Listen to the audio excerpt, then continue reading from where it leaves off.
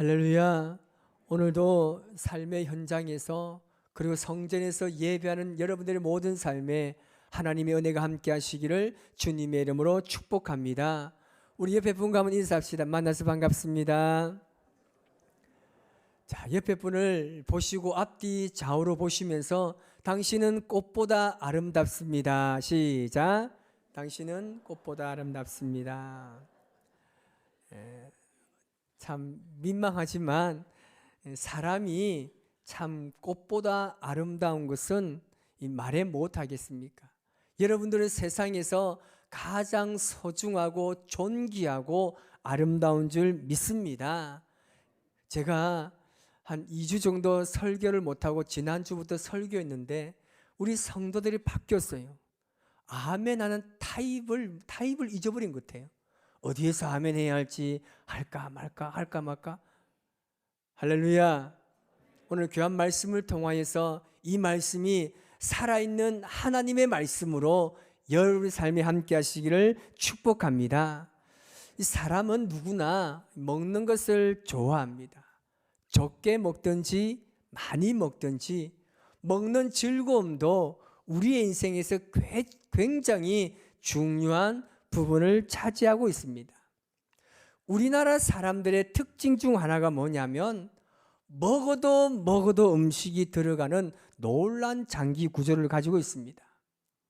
음식을 먹고 또 먹고 또 먹고 목에까지 차 올라왔음에도 간식은 먹을 수 있다는 배는 남았다고 말하는 아주 탁월한 족속입니다. 오늘부터 다이어트를 시작했다고 이야기합니다. 그런데 그 사람을 내일 만나면 또 오늘부터 다시 다이어트를 시작했다는 거예요. 그 사람의 내일은 언제인지 참으로 궁금해집니다. 요즘 현대인들은 너무나 바쁩니다. 너무 바쁘다 보니까 규칙적인 삶을 살지 못합니다. 그로 인해서 자연스럽게 피로감이 몰려오고 그 피로가 계속해서 쌓이다 보면 심한 스트레스를 유발하게 됩니다. 결국 질병의 원인이 되기도 합니다. 제가 사진을 몇 장 보여줄까 합니다. 사진과 연상되는 단어가 무엇인지를 한번 여러분 생각해 보시기 바랍니다. 자, 첫 번째 사진입니다. 휘트니스입니다. 무엇 하는 데인지 아시죠? 타입을 다 잊어버렸네. 자, 두 번째 사진을 보여줄게요. 뭔가요? 따라합시다. 옆에 분 반응 좀 하세요. 시작. 필라테스입니다. 자, 세 번째 사진입니다. 박쥐 아닙니다. 박쥐가 아니고 이게 뭐냐면 플라잉 요가라고 하는 이 요가입니다. 자, 여러분 이 세 개의 사진을 보셨는데 연상되어지는 단어가 있습니까? 뭐겠습니까? 조금만 눈치만 채면 벌써 알 수 있습니다. 제목에 나와 있잖아요. 뭐죠? 밸런스입니다. 이 균형입니다. 조화라는 거죠. 사람들은 자신의 건강이나 이 불균형한 체형을 균형 있게 만들기 위해서 다양한 운동을 합니다. 보편적으로 제가 보여준 사진을 보셨는데 이 시설을 찾는 사람의 특징은 뭐냐면 이 자신의 몸에 뭔가 이상을 느낀 사람이거나 아니면 내 몸을 이대로 두면 무슨 일이 생길 것 같다고 이 느끼는 사람들이 이 시설을 찾게 됩니다. 그래서 균형적이고 아름다운 몸을 만들기 위해서 노력합니다. 여러분 우리가 이 땅에 살아가면서 너무나 한쪽 방향으로만 치우치게 되면 반드시 문제가 생깁니다. 예를 한번 들어보겠습니다. 여러분 깨끗이 하면서 사는 것 좋은가요? 싫은가요? 좋아요. 이제 조금 올라온 것 같습니다. 너무 좋습니다. 그런데 너무 지나치게 되면 어떤 일이 생길까요? 이 결벽증 환자가 되는 겁니다. 잠은 우리에게 안식과 쉼을 주지만 너무 잠을 많이 자면 게으른 사람이 돼요. 그리고 잠을 못 자는 사람은 어떤 병에 걸립니까? 이 불면증에 걸리게 됩니다. 우리 찬양대원들이 찬양을 할 때 목소리를 안 내는 것도 문제지만 너무 크게 내면 화음이 깨지는 문제가 생길 수가 있습니다. 이것은 우리의 신앙 생활에서도 찾아볼 수가 있는 것입니다. 여러분의 신앙 생활은 정말 밸런스 있게 잘 감당하고 있습니까? 신앙 생활도 이 밸런스가 굉장히 중요합니다. 균형을 잃고 한쪽으로 치우치게 되면 건강한 신앙 생활을 할 수가 없는 겁니다. 그렇다면 우리의 신앙과 삶을 굉장히 이 밸런스 있게 조화롭게 균형을 잘 이루어 가야 우리의 삶이 참 아름다운 삶을 살 수가 있는데, 어떻게 그런 삶을 유지할 수 있는지 오늘 말씀을 통해서 나눠볼까 합니다. 오늘 본문에 나오는 이 데살로니가 교회는 바울이 2차 전도 여행 중에 세운 교회입니다. 그런데 이 데살로니가 교회 성도들 중에서 균형적인 신앙생활을 하지 못하는 사람이 굉장히 많았습니다.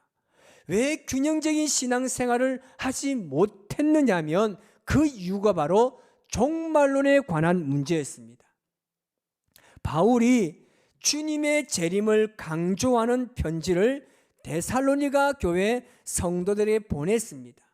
그래서 이 데살로니가 전서를 보면 5장이 나오는데 매 장마다 나오는 것이 있습니다. 빠지지 않고 반복적으로 나오는 말씀이 뭐냐면 주께서 강림하신다라는 말씀입니다. 우리가 한 절 한 절 한번 읽어보도록 하겠습니다. 데살로니전서 1장 10절 말씀을 읽겠습니다. 시작. 또 죽은 자들 가운데서 다시 살리신 그의 아들이 하늘로부터 강림하실 것을 너희가 어떻게 기다리는지를 말하니, 이는 장래의 노하심에서 우리를 건지시는 예수니라. 아멘. 하늘로부터 강림하실 것이라 라고 말합니다. 자, 2장 19절 말씀입니다. 시작. 우리의 소망이나 기쁨이나 자랑의 면류관이 무엇이냐? 그가 강림하실 때 우리 주 예수 앞에 너희가 아니냐. 너희가 강림하실 때라고 말하죠. 그리고 3장 13절입니다. 너희 마음을 굳건하게 하시고 우리 주 예수께서 그의 모든 성도와 함께 강림하실 때에 하나님 우리 아버지 앞에서 거룩함에 흠이 없게 하시기를 원하노라. 아멘. 4장 16절 말씀입니다. 주께서 호령과 천사장의 소리와 하나님의 나팔 소리로 친히 하늘로부터 강림하시리니 그리스도 안에서 죽은 자들이 먼저 일어나고. 아멘. 마지막 5장 23절 말씀입니다. 평강의 하나님이 친히 너희를 온전히 거룩하게 하시고 또 너희의 온 영과 혼과 몸이 우리 주 예수 그리스도께서 강림하실 때에 흠 없게 보존되기를 원하노라. 아멘. 이 데살로니가 전서 5장 말씀에 빠지지 않고 말씀하는 게 뭐냐면 예수님의 강림입니다. 예수님의 재림을 어떻게 기다려야 하는지에 대해서 말씀하고 있는 겁니다. 예수님을 믿는 것 때문에 핍박이나 환난을 받을지라도 너희들은 주님의 재림을 바라보고 어떤 사람의 말에도 흔들리지 말고 굳건하게 서 있으라고 말한 것입니다. 이것이 데살로니가 전서의 말씀입니다. 그런데 바울이 이렇게 이 데살로니가 교회의 성도들 독려하면서 예수님의 재림에 대해서 편지를 써 보냈는데 데살로니가 성도들의 반응이 크게 2가지로 나타났습니다. 먼저는 뭐냐면 예수님의 재림에 대해서 바울의 가르침대로 믿음 위에 흔들리지 않고 굳건하게 서 있는 사람들이 있었습니다. 그리고 또 한 부류는 예수님의 재림이 얼마 남지 않았기 때문에 자기 마음대로 사는 사람들이 생기게 된 것입니다. 이렇게 볼 때 바울이 먼저 써보낸 데살로니가 전서 편지가 오히려 역효과를 가져오게 된 것입니다. 그래서 바울은 이 데살로니가 교회 성도들이 지금 어떤 반응을 보여주고 어떤 상황에 놓여 있는지에 대해서 그가 말씀을 전해듣게 됩니다. 그래서 그가 이렇게 있으면 안 되겠구나, 이 문제를 빨리 해결해야 되겠다는 마음으로 다시 편지를 썼는 것이 바로 오늘 본문의 데살로니가 후서의 말씀입니다. 여러분, 어느 시대든지 핍박을 당하는 그리스도인들의 공동체는 재림을 간절히 기다립니다. 여러분, 예수님의 재림을 기다리십니까? 예수님의 재림을 기다리십니까? 여러분, 빨리 죽고 싶습니까? 오래 살고 싶습니까? 재림이 오기를 기다리면서 오래 살고 싶다는 말은 무슨 말씀입니까? 예수님의 재림이면 빨리 죽어야죠. 여러분, 이 예수님의 재림을 기다리는데 거기에는 몇 가지의 이 극단적인 선택이나 문제점들이 생길 가능성이 충분히 있습니다. 지금 우리가 말했던 것처럼 예수님 빨리 오셨으면 좋겠는데 죽기는 싫어요. 이게 굉장히 문제가 되는 거죠. 그래서 이 데살로니가 교회가 이런 문제점을 가지고 있었습니다. 몇몇 사람들이 자기 마음대로 예수님의 시기를 다 정해놓고 있었습니다. 그런데 그들의 삶을 보니까 재림의 때를 잘못 이해하고 있었습니다. 이들이 재림을 잘못 이해하고 있다 보니까 주님의 재림을 기다리는 사람처럼 전혀 준비된 삶을 살고 있지 못했습니다. 그들은 규모 없는 삶을 살았습니다. 삶에 대한 계획이나 질서 없이 그들이 마음대로 살고 있었다는 겁니다. 그래서 열심히 일하는 사람들을 경멸했습니다. 세상이 다 끝날 것인데 일할 필요가 뭐가 있느냐는 겁니다. 그래서 세상에서 열심히 일하는 사람들을 오히려 믿음 없는 사람이라고 그들이 정죄를 했습니다. 이들이 얼마나 잘못되었는지 우리에게도 좋은 예가 있지 않습니까? 여러분, 1992년도에 다미선 교회를 여러분 기억하십니까? 제가 사진을 준비했습니다.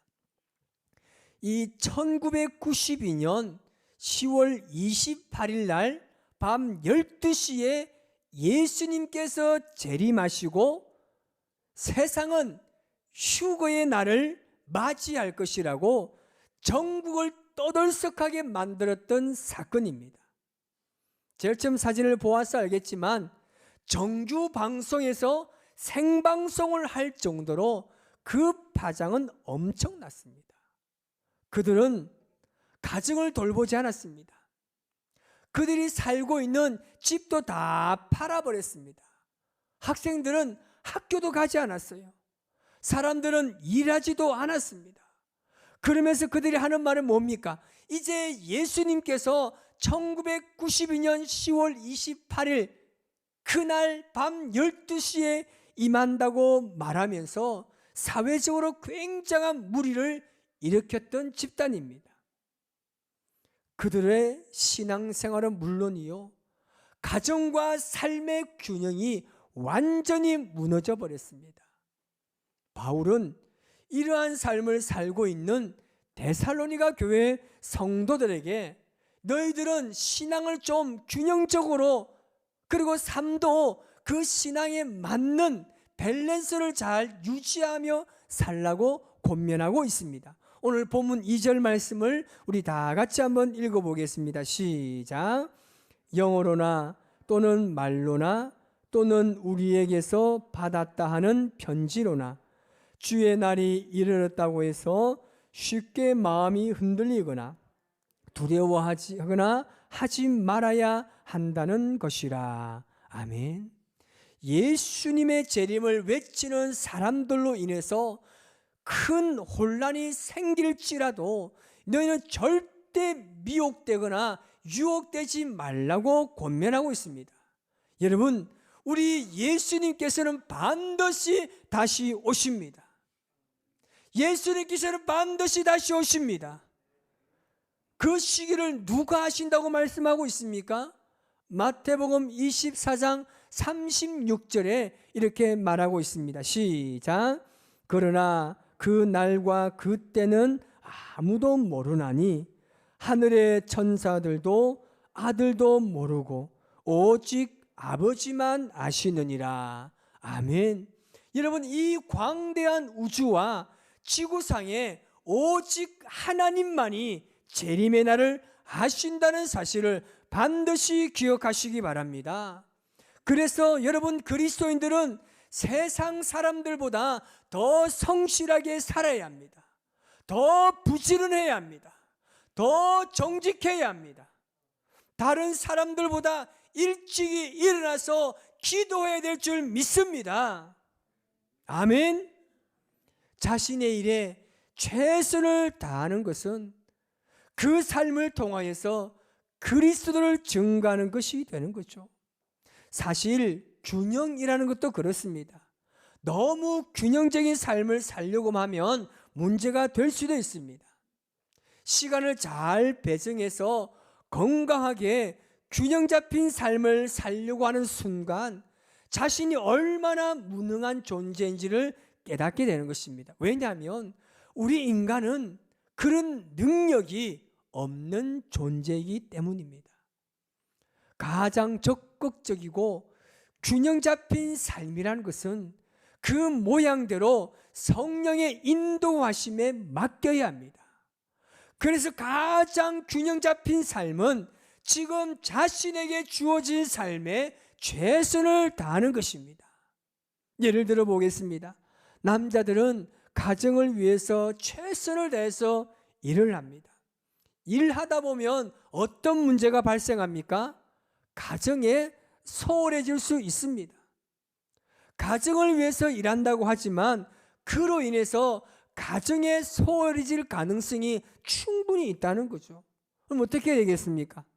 가정에 소홀해지면 삶의 축을 가정으로 옮겨놓고 가족과 함께 시간을 보내는 겁니다. 또 그렇게 시간을 보내다 보면 하나님과의 관계가 소홀한 듯 싶으면 우리의 삶의 축을 성경으로 옮기는 겁니다. 그래서 균형 잡힌 삶이라는 것은 모든 중요한 일에 적절한 시간을 나누는 것이 아니라 가장 중요한 일에 최선을 다하는 것입니다. 바울은 데살로니가 교회 성도들에게 예수님의 재림을 기다리며 사는 모습이 어떠해야 함을 말하고 있습니다. 데살로니가전서 3장 6절에 바울이 이렇게 말합니다. 시작. 형제들아, 우리 주 예수 그리스도의 이름으로 너희를 명하노니 게으르게 행하고 우리에게서 받은 전통대로 행하지 아니하는 모든 형제에게서 떠나라. 아멘. 주님이 재림하신다고 해서 아무런 계획도 없이 하고 싶은 대로 될 대로 되라는 식으로 사는 사람들을 경계하라는 것입니다. 아무 질서도 없고 통제도 안 되고 자기 마음대로 사는 사람을 멀리하라는 것입니다.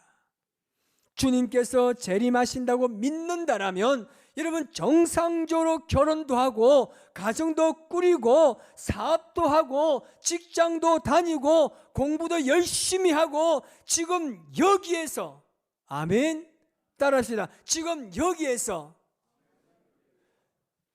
이쪽부터 시작 시작 시작 시작 다 같이 다시 시작. 지금 여기에서요. 지금 여기에서 최선을 다하며 사는 것입니다. 이것이 바로 주님의 재림을 기다리는 성도들의 모습인 것입니다. 우리는 하나님의 자녀들이지만 동시에 이 세상을 사는 동안에는 하나님의 자녀다운 삶을 세상에서 살아내야 하는 책임을 가지고 있다는 사실을 절대 잊어서는 안 됩니다. 하나님 앞에서도 세상 앞에서도 부족함 없이 살아가야 하는 것입니다. 여러분, 어쩌면 이 일은 절대 쉬운 일이 아닙니다. 그래서 바울은 마지막으로 우리에게 권면하고 있습니다. 5절 말씀을 우리 같이 한번 읽어보겠습니다. 시작. 내가 너희와 함께 있을 때에 이 일을 너희에게 말한 것을 기억하지 못하느냐. 아멘. 바울은 자신이 전에 가르쳤던 말씀의 교훈을 기억하라고 권면하고 있습니다. 여러분, 우리는 중요한 교훈일수록 반복해서 배울 필요가 있습니다. 하나님의 말씀을 계속해서 반복하고 그 하나님의 말씀을 마음속에 새겨야 할 줄 믿습니다. 그렇지 않으면 조그마한 유혹과 시험에 넘어질 수밖에 없는 것입니다.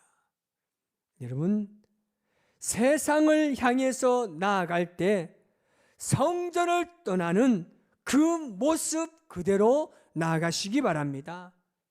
말씀을 통한 확신과 결단으로 신앙과 삶의 밸런스를 잘 유지하시기를 주님의 이름으로 축복합니다. 그래야 우리가 세상을 하나님의 말씀으로 변화시킬 수 있는 것입니다. 삶에 대해서 여러분 절대 두려워하지 마세요.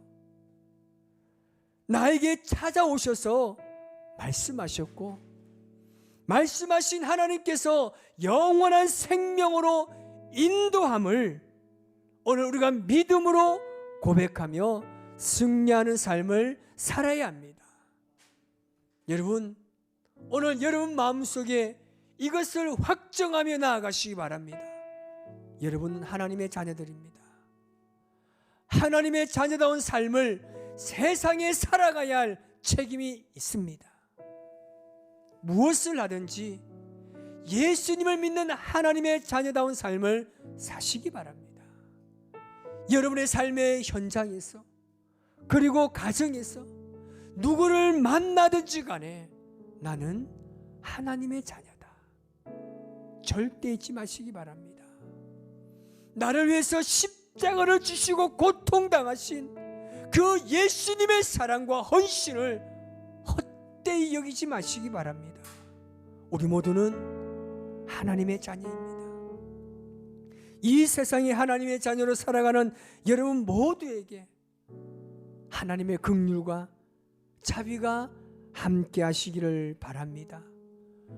우리 위해 십자가를 지신 예수님을 바라보며 오늘 찬양으로 고백하며 나아갈 때 우리를 위해서 멈추지 않는 하나님의 그 사랑을 가지고 세상에 나아가서 잘 전달하는 복된 삶을 살아가시기 바랍니다. 우리 고백하며 나아갑시다.